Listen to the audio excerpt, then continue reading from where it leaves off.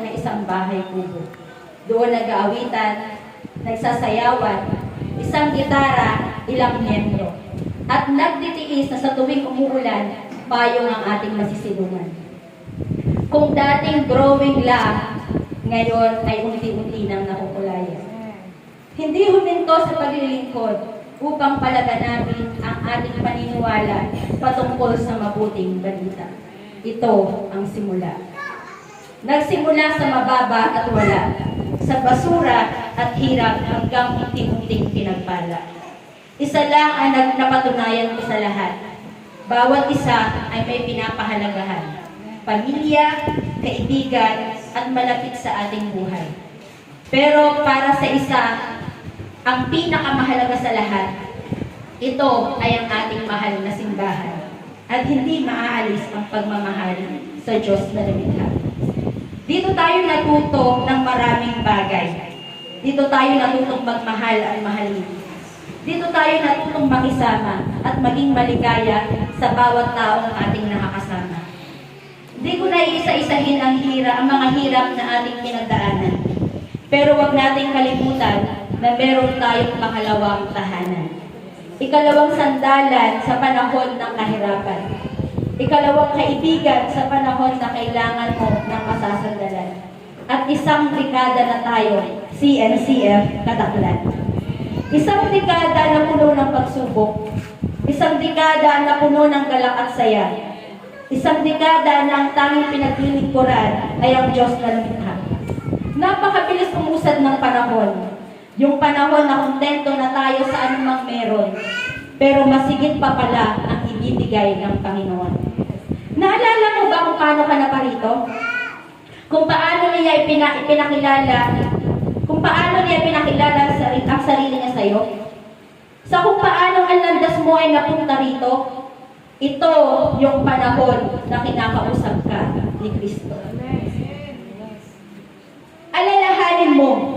Alalahanin mo yung unang beses na pumasok ka ng pinto. Na sobrang ramdam mo ang kagalakang tunay na dito mo lamang naramdaman.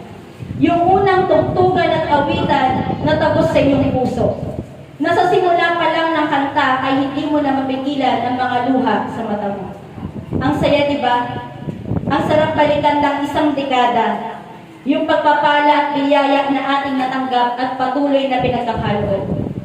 Oo, marami tayong pinagdaanan. Ang hirap at ginhawa ay ating nalagpasan. Pero kung meron man tayong napagtanto at natutunan, yon ay ang buhay natin ay may malaking dahilan. Na ang bawat pagsubok at suliranin ay may pakinabang. CNCF Kadaklan, isang maligayang isang dekada. Salamat sa aming pastor at pastora na hindi sumuko sa anumang laban. Salamat at ginabayan niyo kami sa landas na dapat naming tahakin. Salamat sa mga balikat na tuwing matutumba kami ay mayroong nakaagapay. Salamat po at hindi niyo po kami sinukuan. Salamat din sa mga kapatiran na naging bahagi ng ating kasaysayan. Salamat sa tawanan at iyakan. Salamat sa mga eksenang hindi malilimutan. Salamat sa sakripisyo at pusong mapagbigay. Dumaan man ang kahirapan, nananatili pa rin tayong nakatayo sa batong panunukan. At sa marami pang taon na bibilangin CNCF Kadaklan, sabay-sabay tayong lalago at lalakad sa landas na dapat nating lahat. Sabay-sabay nating abutin at nasapin ang bunga ng ating mga panalangin. Maraming araw, linggo, buwan at taon na ang mga lumipas.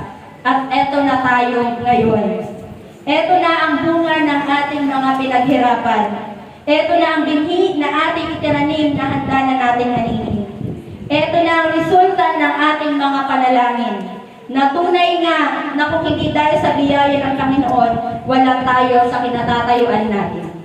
Salamat sa lahat ng alaala at sa lahat ng taong naging bahagi ng bawat isa. Tayo ang mga tinawag at pinili upang ipalaganap ang mabuting balita sa buong mundo. Ikaw, ako, tayo ay mananatili kay Kristo. Amen po.